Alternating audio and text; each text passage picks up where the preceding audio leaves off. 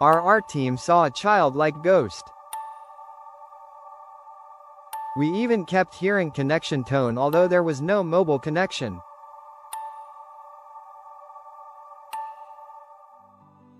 Director Lee Sung-min's Salmokji, Whispering Water, has broken previous records, becoming the most watched Korean horror film of all time. The film redefined what a Korean horror film could achieve at the box office. Led by Kim Hae-yoon and Lee Yong-won, the film cast that includes Kim Joon-ha, Kim Young-sung, Oh Dong-min, Yo Jae-chan and Jung Da-ah. Together they navigate a story where the reservoir itself feels like a character. The film setting is the real-life Salmokji Reservoir in Yesan. The film centers on a production crew that returns to the location for reshooting. Confronts something ancient and malevolent lurking beneath the dark waters. Director Lee grounds the story in Korean folklore, reviving the age-old myth of water ghost. I conduct this interview with director Lee Sung-min to explore the creative process, cultural significance of the water ghost myth that inspired it, and the challenges that bring Salmokji Reservoir to life on screen. Through this conversation, director shared how he balanced psychological tension with supernatural spectacle, which bring readers a deeper understanding of contemporary Korean horror filmmaking and storytelling traditions that continue to influence it. What was the initial creative catalyst for Salmokji, Whispering Water, and how did the idea evolve during the script development process? In the beginning, I worked with CEO Park Un-kyung of The Lamp Limited to develop a horror scenario for 3 years. Then, I had the idea to focus on the fear of spaces, and in my search, I discovered Salmokji, a reservoir. It was particularly appealing because it's a real place known for ghost stories and because it allowed us to incorporate the concept of water spirits. That's why I chose Salmokji.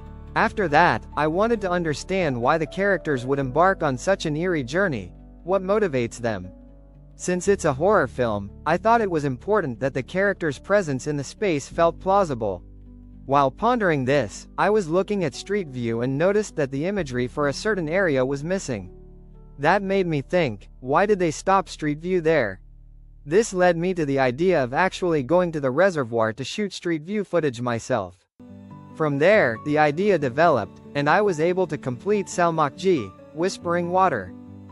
The fog, disappearing road and distorted sense of direction creates a very sensory kind of horror in the film. When designing those scenes, what were you more focused on? I focused most on the character's movement when developing this. I believed that how a character moves would change the visual composition and the emotions conveyed, so I built the blocking around the emotional state of characters who are in a state of confusion.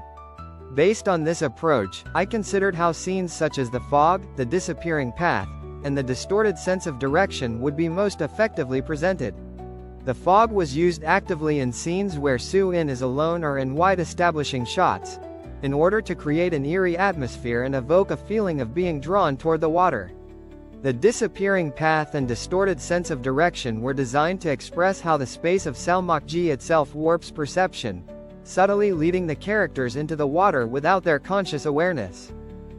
Some locations in this film feels alive, especially the reservoir feels isolated and emotionally unsettling. Throughout the film, when you were searching for the shooting locations, what made this particular locations feel perfect for the story? I primarily searched for locations based on the impression I had when I actually visited Salmokji. The feature that struck me most about Salmokji was the ambiguous boundary between land and water. Because of the trees growing out of the water and the partially interrupted paths, it was often unclear where the water ended and the land began. I made an effort to find a space that preserved this impression. Another important criterion in selecting the actual location was that it should reflect the isolated reservoir deep within the mountains. Finally, I focused on finding a space where the character's movement could be actively utilized. Once the shooting began there, how much did the location shape the screenplay and visual style? And did you and your team ever experience any sense of uneasy or fear while being on the set?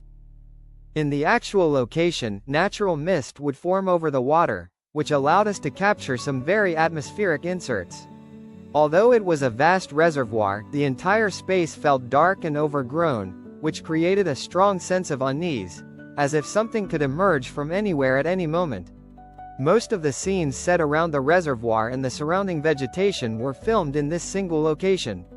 It was rewarding to be able to fully utilize the space and create a wide variety of scenes within it. Since it is a horror film, some of the crew members even claimed to have seen ghosts or experienced strange phenomena during the shoot. On one occasion, while filming a scene where Kyo Shik builds a stone tower, 2 members of the art team who were waiting behind the stone pile reportedly saw a child-like ghost wearing white clothes.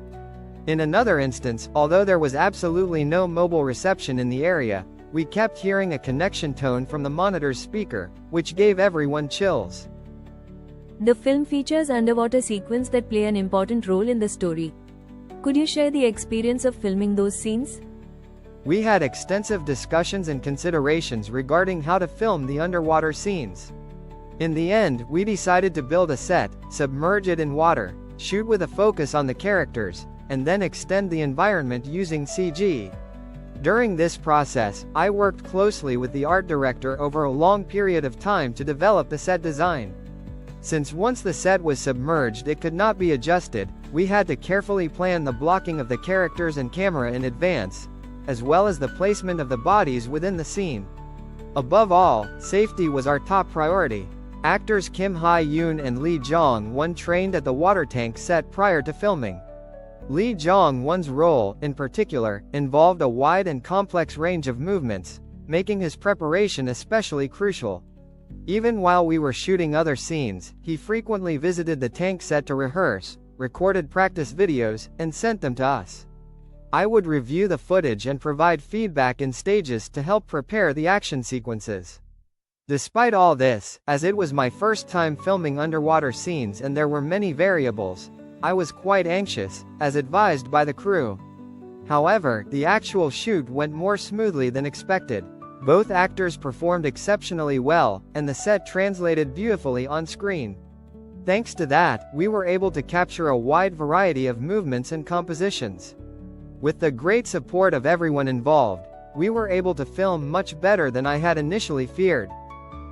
What did you hope stays long with audiences after watching Salmokji, Whispering Water, and what kind of stories or genres are you interested in exploring in your future projects?